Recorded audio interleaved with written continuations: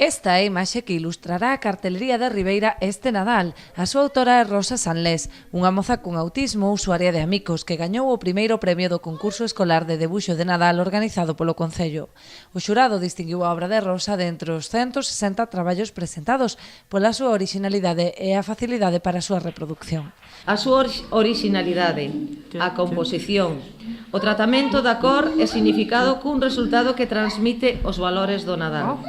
O recoñecemento dos elementos fundamentais deste tempo de Nadal no espírito ribeirense. As compras, o regalo de Nadal, a chegada do mar, o regreso, representado desde a simplicidade formal e cromática, pero de grande expresividade, coa singularidade como forma de expresión.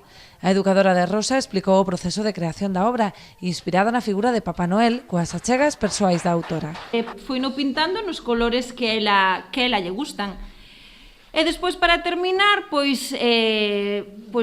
propuxémoslle, ou propúxolle Ana, neste caso, o que recortase en cartulina con purpurina, para darlle un pouco de color e de brillo, e realmente foi o que fixo, recortar e pegou no donde ela considerou conveniente.